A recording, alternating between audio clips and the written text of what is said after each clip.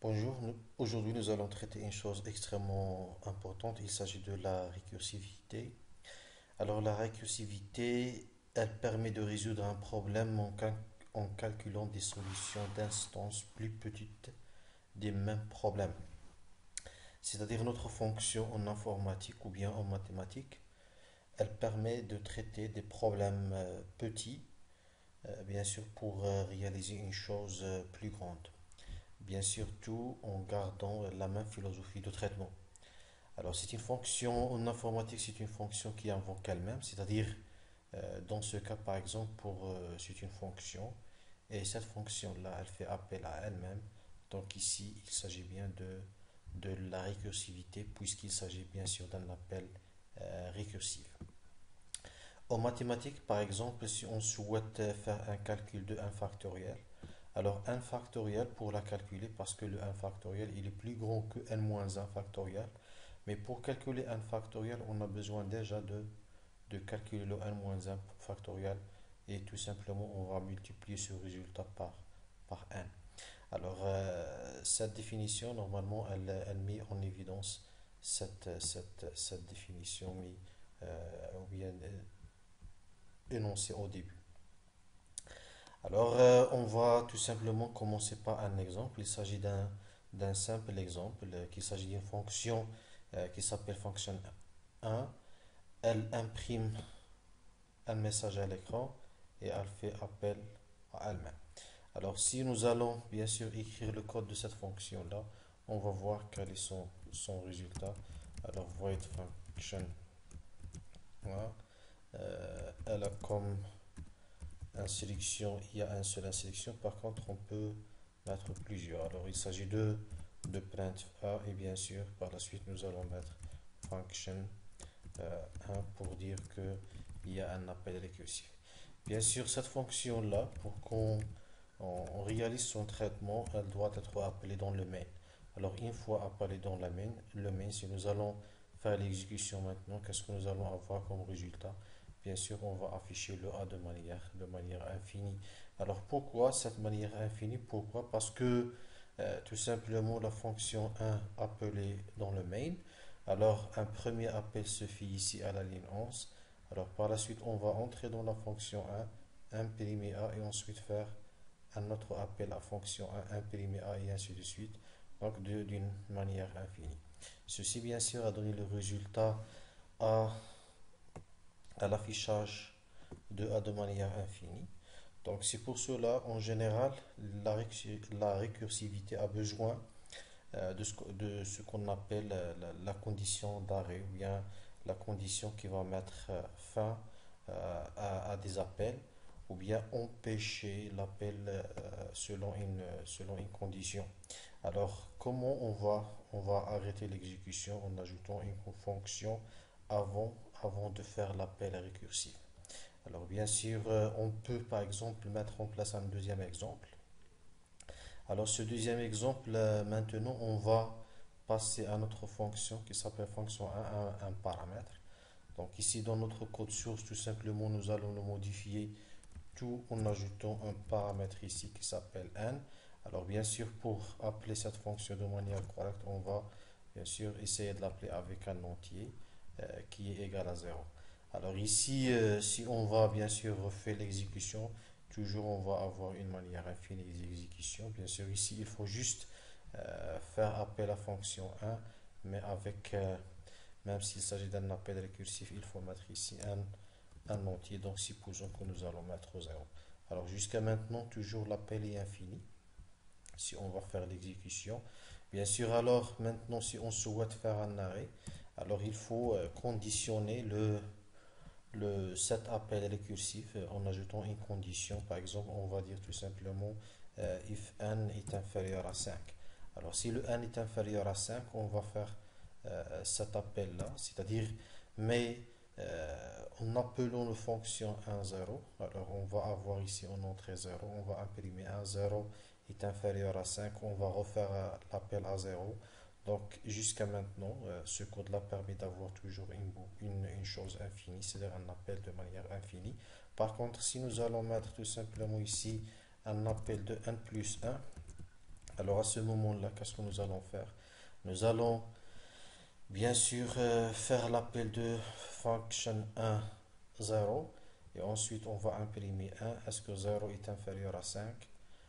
Et on va bien sûr faire l'appel à function 1 de 1. Et ici, on va imprimer encore A et ainsi de suite. Mais jusqu'à maintenant, bien sûr, dans ce code-là, on va l'imprimer tout simplement 5 fois. 5 fois A. Alors, ici, si vous avez remarqué, tout simplement, on a ajouté une condition. Et bien sûr, le N, à chaque fois, il faut le modifier par cette instruction-là. Ou bien, on peut le modifier directement comme j'ai fait dans le code. Sinon, on peut le mettre ici, par exemple, N égale à N plus 1. Alors, si on va garder ce code source, bien sûr, le N, il est modifié deux fois. C'est pour cela, tout simplement, qu'il faut faire ici un function N. Alors, si vous voyez ici, on a affiché le N 5 fois. Alors, maintenant, pour plus de détails, bien sûr, si on va mettre en place un autre exemple, c'est-à-dire ce code source-là, on souhaite le détailler pour justifier le résultat qui sera affiché par ce programme-là. Et cette fonction, bien sûr, son appel, il va donner lieu à l'affichage de 0 jusqu'à 4. Alors, comment on va faire, comment ce programme va fournir un tel affichage? Bien sûr, en commençant par function 1, 0, ici appelé dans le main, on va aller dans la fonction et on va entrer dans son corps directement sans condition. On va, la première instruction à exécuter c'est print 0, donc on va afficher à l'écran 0. Et on va mettre dans N, on va mettre 1. Donc ce qui est en bleu ici est équivalent à ce qui est en bleu ici. Et ce qui est en rouge, bien sûr, il est équivalent à ce qui est en rouge ici. Alors, maintenant, une fois la première entrée, on va imprimer 0 et on va mettre dans N 1 parce que N entre avec 0. Est-ce que maintenant 1 inférieur à 5? Oui. Alors on va faire appel à fonction 1 de 1. Alors pour le deuxième appel, fonction de 1 à 1, on va imprimer le 1. On va mettre de N parce qu'il est égal à 2, il est égal à 1. On va mettre 2 dans 2. Donc 2 est inférieur à 5. On va mettre un appel de fonction de 2. Et pour 2, on va imprimer 2 et mettre dans un 3. Et on va tester est-ce que 3 est inférieur à 5. Si oui, on va mettre un appel avec n égale à 3.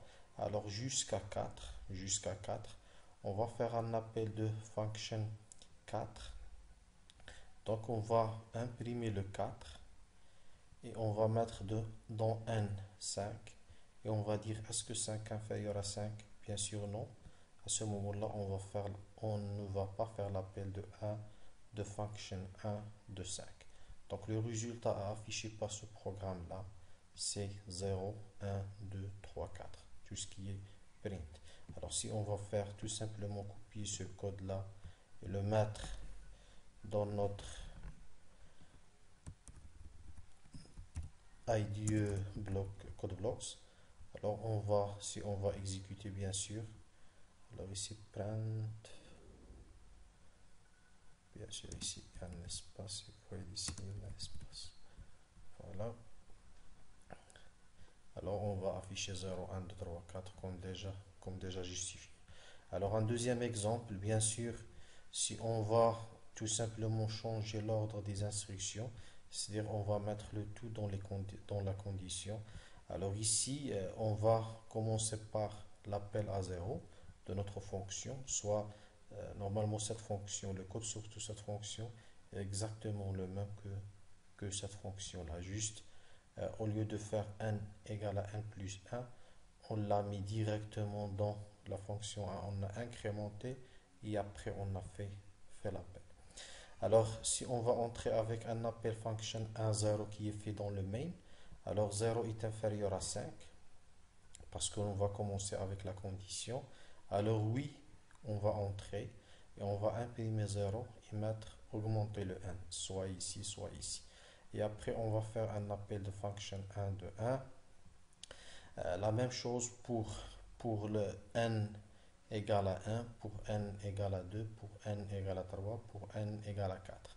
Alors le dernier appel pour n égale à 4, est-ce que 4 est inférieur à 5?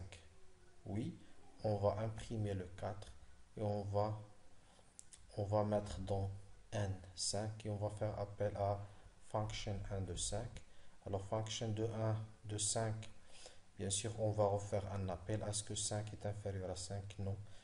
Donc à ce moment-là, on ne va pas refaire un autre appel récursif. Donc le résultat à afficher, tout simplement, c'est 0, 1, 2, 3 et 4. Alors si on va faire copier-coller ce code dans notre application, on va avoir exactement le même résultat que nous avons démontré.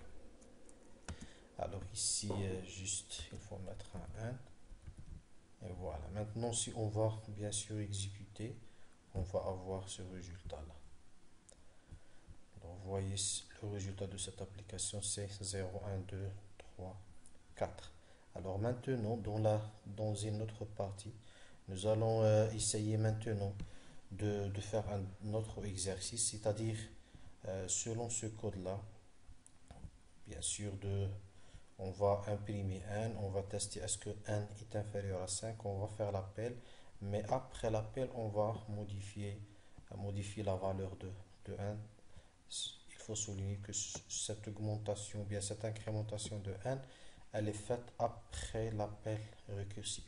Alors, un premier appel à partir de 0, on va imprimer le n, c'est-à-dire qu'on va imprimer 0. On va dire est-ce que 0 est inférieur à 5? Oui. Alors, on va faire ensuite function 1 de 0. On va entrer pour le deuxième appel. On va faire appel toujours à function 1 de 0.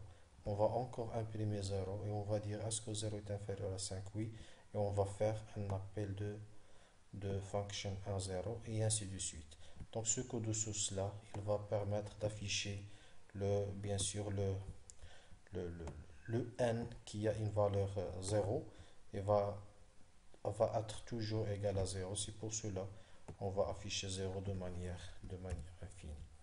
Alors selon ce code source-là, si on fait l'exécution, on va remarquer qu'on va afficher 0 de manière infinie. Alors qu'est-ce qu'il reste maintenant? Il reste une chose extrêmement importante, c'est-à-dire si on va bien sûr incrémenter le n avant, mais un autre bloc qui vient après le résultat, euh,